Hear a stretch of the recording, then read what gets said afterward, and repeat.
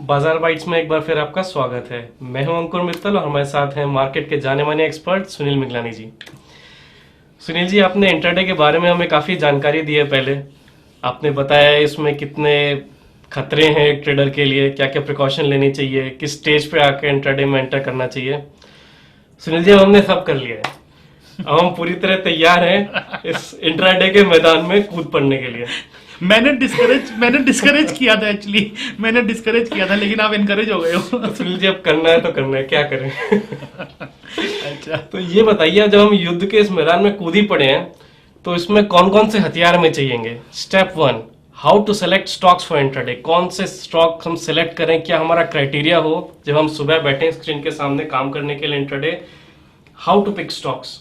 Stock कैसे चुने। देखिए, जैसे आपने कहा कि मैं हमेशा इंट्राडे को डिस्करेज करता हूँ और कोशिश आपकी यही रहनी चाहिए कि आप इंट्राडे में ज़्यादा इन्वॉल्व ना हो। लेकिन जो आदमी इसको सीख चुके हैं या अभी उस प्रोसेस में हैं, उनके लिए स्टॉक सिलेक्शन एक बहुत बड़ा एरिया होता है जो इंट्राडे के लिए आपको चुनना होता है। क्योंकि इंट्राडे के अंदर देखिए, एक सबसे बड़ी जो दिक्कत है वो आपको उसी 5 घंटे के अंदर सौदे को लेकर काटना है वापस। जी। तो आपकी स्टॉक सिलेक्शन बहुत ही परफेक्ट होनी चाहिए। हल्की फुल्की गलती भी वहां पर आपको बहुत भारी पड़ सकती है। तो स्टॉक सिलेक्शन के लिए मुझे ऐसा लगता है कि इसमें ऐसा तरीका होना चाहिए जो कि ज़्यादा कॉम्प्लिकेटेड ना हो, बहुत ज़्यादा सिंपल ना हो।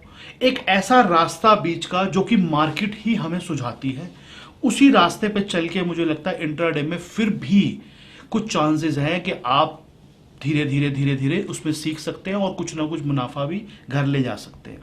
कॉम्प्लिकेटेड सिस्टम नहीं होना चाहिए इंट्राडे के अंदर स्टॉक ढूंढने का। अब इंट्राडे के अंदर स्टॉक सिलेक्शन के में जब हम जाते हैं तो सबसे पहले आपको यह देखना है कि पिछले हफ्तों के अंदर कौन से स्टॉक परफॉर्म किए हैं, कौन सा सेक्टर परफॉर्म किया है। कम से कम इतना होमवर्क आपको करना पड़ेगा। जी। इंट्राडे के अंदर जब भी आप काम करने जाते हैं तो एक चीज का ध्यान और रखिए कि इंट्राडे का यह मतलब नहीं होता कि 9:15 जब मार्केट खुलेगी तब मैं सोचूंगा मुझे क्या करना है। ये सबसे बड़ी दिक्कत है एक ट्रेडर के अंदर। वो कहता है मार्केट जब खुलेगी ना तब देखूंगा मैं कि मुझे क्या लेना है। गलत बात है ये।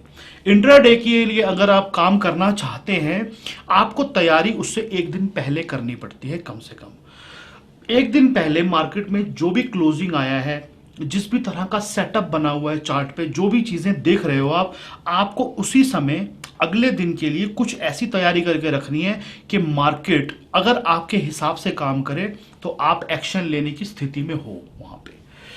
अब तैयारी क्या करनी है उस पर बात करते हैं। सबसे पहले तो आप एक काम कीजिए कि पिछले दिन जो भी ट्रेड हुआ है उस ट्रेड का एक सेटअप पूरा अपने दिमाग में लाइए कि आज पूरा दिन हुआ क्या है मार्केट में और पर्टिकुलर स्टॉक्स के अंदर। मार्केट में मान लेते हैं मार्केट ऊपर गई तो कितनी ऊपर गई, कहां खुली थी, कैसा बिहेवियर रहा है, कैसा काम हुआ उसके अंदर, बिहेवियर क्या था स्टॉक्स का, बिहेवियर क्या था सेक्टर्स का। इन सब चीजों को अपने एक कॉपी पे लिख लीजिए आप, उससे आपको आइडिया लगेगा। एक चीज और बताना चाहता हूं मैं यहां पे कि इंट्राडे कोई अपने आप में इंडिविजुअल दिन नहीं है, कोई आइसोलेटेड दिन नहीं है कि एक दिन मैंने काम कर लिया। इंट्राडे के अंदर जब आप काम कर रहे हो तो आज का दिन पीछे के दिनों से जुड़ा हुआ है। आज का दिन कल और परसों की एक्सटेंशन है। एक्चुअली कल और परसों जो भी इस मार्केट में काम हुआ है किसी भी स्टॉक में, आज उसकी सिर्फ एक्सटेंशन है। तो ये नहीं है कि आज का दिन कोई इंडिविजुअल है, कल के दिन का जो असर है, कल के जो काम का असर है वो आज पे जरूर आएगा। जी, ये कई बात बार हम छोटे टाइम फ्रेम का जब चार्ट देखते हैं, हाँ 10 मिनट, 5 मिनट, 15-20 मिनट का, तो ये पता भी नहीं चलता है कब दिन खत्म हुआ और किस दिन नया हाँ दिन बिल्कुल। शुरू हुआ। वो कंटिन्यूएशन में चलता चार्ट रहता है। जहां खत्म होके जाता है अगले दिन वहीं से शुरू होता है। ऑलमोस्ट थोड़ा बहुत ऊपर नीचे गैप अप होता है, ये बात अलग है, लेकिन ऑलमोस्ट शुरू वहीं से होता है। इसका मतलब कोई अगर आप बड़ा चार्ट देखेंगे, एक हफ्ते 2 हफ्ते का चार्ट आप देखते हैं तो आपको कई बार पता नहीं चलता कि एक दिन कहां खत्म हुआ, दूसरे दिन कहां शुरू जी, हुआ। जी। स्टॉक वहीं से अपनी दोबारा यात्रा शुरू करता है नई वाली। तो ये आपको पता होना चाहिए कि जिस स्टॉक में मैं काम कर रहा हूं वो स्टॉक कल क्या कर रहा था या उससे पिछले दिनों में क्या कर रहा था। दूसरी बात, स्टॉक सिलेक्शन का प्रॉपर इंट्राडे में काम करने के लिए सबसे अच्छा तरीका यह है कि आप मार्केट की सुने, अपनी ना बोले। मार्केट ने आपको क्या बताया है, मार्केट कल किन सेक्टर के ऊपर, किन स्टॉक्स पे दाव लगा के गई थी, किन सेक्टर में, किन स्टॉक में चाल आई है। अब वो चाल ऊपर की भी हो सकती है, चाल नीचे की भी हो सकती है। आप या तो स्टॉक को बाय कर सकते हैं या आप स्टॉक को सेल कर सकते हैं, लेकिन आपको पता होना चाहिए कौन सी तरफ की चाल है ये। जब आप ये छोटा सा होमवर्क आपका हो जाएगा, उसके बाद आप देखिए कि कौन कौन से ऐसे स्टॉक हैं जो कल टॉप गेनर थे या टॉप लूजर थे।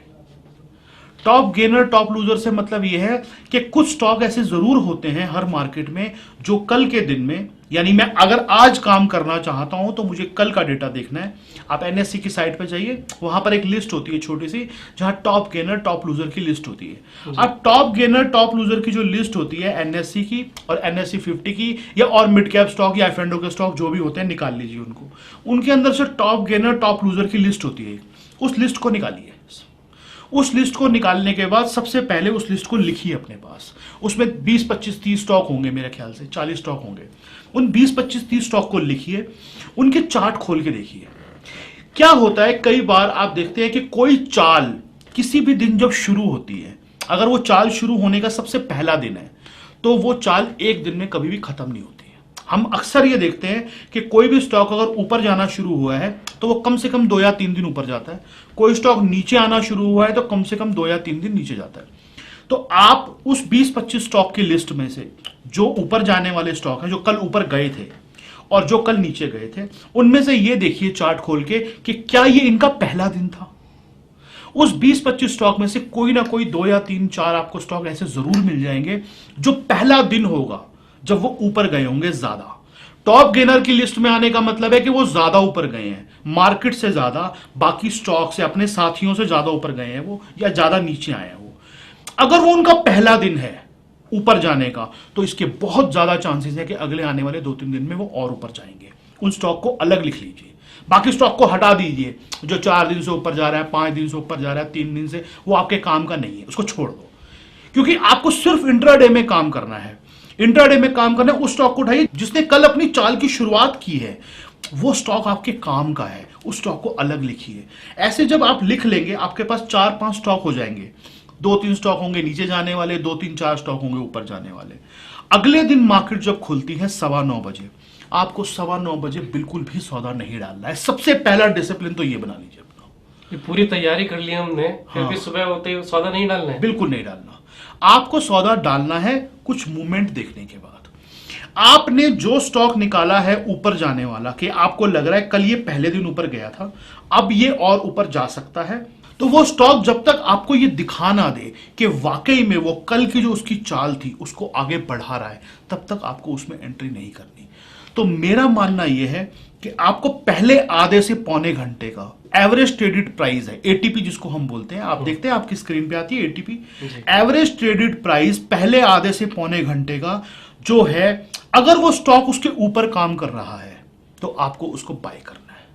अगर वो स्टॉक उसके नीचे काम कर रहा है तो आपको उसको सेल करना है। अब आपके पास 2 लिस्टें हैं, एक बाय की लिस्ट है, एक सेल की लिस्ट है। 3-4 स्टॉक बाय में है, 2-3 स्टॉक सेल में है। आप ये देखिए कि बाय वाला स्टॉक जो आपकी लिस्ट में है, वो स्टॉक अगर अपनी एटीपी के ऊपर है, एवरेज ट्रेडेड प्राइस कहते हैं इसको, अगर वो एटीपी के ऊपर काम कर रहा है पहले आधे पौने घंटे में, तो वो स्टॉक आपके काम का है, उसको पकड़ लीजिए। और जो स्टॉक आपकी सेल वाली लिस्ट में है, यानी कि आप बेचना चाहते हो स्टॉक को, कल वो गिरा था ज्यादा और उसका पहला दिन था वो, उस स्टॉक को आप देखिए, वॉच कीजिए पहले आधे से पौने घंटे में, मतलब 9:15 तक मोटा मोटी, अगर उस समय तक वो स्टॉक अपनी एटीपी के नीचे काम कर रहा है तो आपको वहां उसको सेल कर सकते हो। वो अच्छा बकरा है एक्चुअली आपको काटने के लिए। और स्टॉप लॉस लगाना है आपको जरूर। वो स्टॉप लॉस आपके डिसिप्लिन पे काम करेगा। जो भी जिस भी सेटअप के ऊपर आप काम करते हो, आपको अपने हिसाब से देखना है कि मैं कितना लॉस दे सकता हूं, कौन सा एरिया है जो नहीं कटना चाहिए, आप स्टॉप लॉस उसके हिसाब से लगा सकते हो। और स्टॉप लॉस का डिसीजन जो है आपको लास्ट डे की कोई ना कोई एरिया ऐसा होगा जो उसकी सपोर्ट बन रही होगी, वहां पर आपको लगाना है। आपको लास्ट डे का जो चार्ट है वो देखना है, उस चार्ट पे कोई ना कोई ऐसी जगह होगी जहां पे उसने सपोर्ट लिया होगा, वो सपोर्ट एरिया आपका स्टॉप लॉस है। आप देखिए कि अगर वो स्टॉप लॉस लेने पे आपका रिस्क रिवॉर्ड रेशियो फेवरेबल हो रहा है, आपको लग रहा है कि हाँ स्टॉप लॉस छोटा है और टारगेट बड़ा है, तो आप उस स्टॉक को लीजिए। अगर आपको लग रहा है कि स्टॉप लॉस बहुत बड़ा है तो उसको हटा दीजिए। देखिए एक बात हमेशा याद रखिए, इंट्राडे के अंदर कोई आपको 50% मिलने वाला है नहीं, आपको 2-4-5% चाहिए, वो 1-2 स्टॉक में आ जाता है। तो बहुत ज्यादा भीड़ इकट्ठी करने की जरूरत भी नहीं है आपको। कोई एक स्टॉक भी अगर आपको मिल गया रोज का, एक स्टॉक रोज का जिसमें आपको 2-3% आ गया, तो क्या चाहिए सर? बैंक में 7% साल का देता है, वो 8%। आपको 2% भी अगर मिल गया तो क्या चाहिए आपको? अभी लालच करते रहोगे तो सभी कुछ मैं खा लूं तो ऐसा कुछ नहीं होता। लोग हमारे पास आते कहते सर हमें 100% का प्रॉफिट चाहिए। कोई डकैती थोड़ी पड़ रही है यहाँ पे 100% का प्रॉफिट चाहिए। आप बात जो करेंगे वो जस्टिफाई भी तो होनी चाहिए ना। आपको 1-2 स्टॉक चाहिए, इसमें आपको 2-4-5% का प्रॉफिट अगर आ जाता है अपना डिसिप्लिन फॉलो करके, तो मेरा ख्याल में उससे अच्छी कोई बात नहीं है। 3 स्टेप बताए मैंने आपको, दोबारा रिपीट कर देता हूं। फर्स्ट, मार्केट की ओवरऑल चाल देखिए क्या चल रही है। दूसरा step, top gainer top loser की लिस्ट जो होती है एनएससी की साइट पे आती है, उनको नोट डाउन करिए। उनमें से वो स्टॉक अलग छांटिए जिनका वो पहला दिन था ऊपर या नीचे जाने का। वो पहला दिन वाले स्टॉक को अलग कर लीजिए, उनको अपनी स्क्रीन पे लगाइए। उनको स्क्रीन पे लगाने के बाद जो स्टॉक आधे से पौने घंटे के अंदर अपनी एटीपी के ऊपर या नीचे काम कर रहा हो, उसके हिसाब से उसे बाय या सेल कर दीजिए विद स्टॉप लॉस। आप देखेंगे अगर आप 20-25 दिन लगातार ऐसा काम करते रहेंगे तो हो सकता है 1-2 बार 4 बार 5 बार आपका स्टॉप लॉस हिट हो जाए, जो कि नॉर्मल बात है, इस मार्केट में होगा। लेकिन 10-15 बार आप बिल्कुल ठीक निकलेंगे। और उस 10-15 बार के अंदर अगर आपने 5-7% का प्रॉफिट कमा लिया और स्टॉप लॉस के रूप में 2-4-5 बार में अगर आपने कुछ पैसे दे दिए, तब भी आप नेट में प्रॉफिट में रहेंगे। स्टार्टिंग में जो आदमी काम कर रहे हैं, मैं फिर बोल रहा हूं बार बार, इंट्राडे के अंदर बिल्कुल मत जाइए। बहुत ही डिसिप्लिन का काम है, बहुत ही फास्ट डिसीजन लेने पड़ते हैं, लेकिन सीखने के हिसाब से छोटी क्वांटिटी के अंदर इस प्रोसीजर को फॉलो करके आप काम कर सकते हैं। सुनील जी, तरीका तो आपने बहुत अच्छा बताया। काफी जद्दोजहद के बाद, काफी बार पूछने के बाद सुनील जी ने फाइनली कुछ बताया है। सुनील जी, एक और क्वेरी थी इससे जुड़ी हुई। आपने जो सिस्टम बताया, क्या उसमें काम करते हुए हमें इस बात का ध्यान भी रखना है कि अगर मार्केट की जो ब्रॉडर चाल किसी ऊपर की या नीचे की है, तो हम जो स्टॉक लें वो भी उसी डायरेक्शन में उसको कोरिलेट करके चलें, या कुछ बाय कुछ सेल करके चलें, इस तरह का कुछ प्रोसीजर फॉलो करना चाहिए? बहुत अच्छा क्वेश्चन है आपका। देखिए, एक बात का नियम हमेशा बना के रखें अपने लिए कि मार्केट के ट्रेंड के साथ में जब भी आप होते हैं, आपको प्रॉफिट होने का चांस बहुत ज्यादा होता है। ये बात तो आप अपनी गांठ बांध लीजिए कि जब भी आप बड़े वाले ट्रेंड के साथ होते हैं तो प्रॉफिट का चांस बहुत ज्यादा होता है। मार्केट अभी नीचे आ रही है, लेकिन आप एक ऐसा स्टॉक उठाना चाहते हैं जो बाय करना चाहते हैं आप। ये तो हो सकता है कि वो स्टॉक जो है मार्केट के साथ ज्यादा नीचे ना आए, लेकिन ये क्या गारंटी कि वो ऊपर जाएगा? हो सकता है मार्केट के प्रेशर में वो ऊपर भी ना जाए। तो आपको फायदा उस चीज में ज्यादा है कि मार्केट का ट्रेंड अगर नीचे है तो उन स्टॉक्स पे ज्यादा दाव लगाइए जो आपके सेल वाली लिस्ट में है। मार्केट का ट्रेंड अगर उस दिन ऊपर का है तो उन स्टॉक पे ज्यादा दाव लगाइए जो ऊपर के ट्रेंड में चल रहे हैं। तो इस चीज को थोड़ा नोट करना जरूरी होता है कि ब्रॉडर मार्केट जो है किस दिशा में चल रही है। हवा के अगेंस्ट जो है शेयर बहुत कम ट्रेड कर पाते हैं या फिर वो खड़े हो जाते हैं। ऐसा है, कोई ऐसा स्टॉक है जो ऊपर जाना चाहता है लेकिन मार्केट में किसी तरह का सेलिंग प्रेशर है तो वो खड़ा हो जाएगा, लेकिन आपको तो कुछ नहीं मिला ना। आपका ये स्टॉप लॉस काट देगा या खड़ा रहेगा पूरा दिन, आपका पूरा दिन वेस्ट हो गया। वो कोशिश करिए मार्केट की चाल जो है, बड़ी चाल, उस चाल के आप साथ में ही हो। स्टॉक सिलेक्शन अपने हिसाब से कीजिए, लेकिन मार्केट की चाल के साथ में रहेंगे तो आपकी संभावना ज्यादा है कि आप कुछ कमाएं। जी, जैसा आप हमेशा कहते हैं कि पतंग उड़ाने में उसी दिशा में फायदा है जहाँ की हवा चल रही है। हवा बहुत जरूरी दिशा है। के अगेंस्ट पतंग उड़ाने की कोशिश करेंगे तो कुछ फायदा नहीं होगा। व्यूअर्स, आशा है आपको ये प्रोग्राम बहुत पसंद आया होगा। इंट्राडे के बारे में बहुत सारी क्वेरीज आती हैं हमारे पास, और सुनील जी ने एक बहुत इनिशियल स्टेप दिया हमारे को, वो हथियार दे दिए हैं जिनसे हम इंट्राडे के मैदान में कूद सकते लेकिन हैं। मैं फिर बाद में भी यही कहूंगा, बार बार यही कहूंगा, इंट्राडे में पैसे कमाना आसान नहीं है। अपने डिसिप्लिन के साथ काम कीजिए, शुरू में सीखिए, उसके बाद धीरे धीरे उसको बढ़ाइए। Thank you viewers for being with us. Please continue to share, like, subscribe our videos on Facebook, YouTube. कोई आपकी queries है कमेंट सेक्शन में डालिए, हम उनको जरूर लेंगे। Thank you.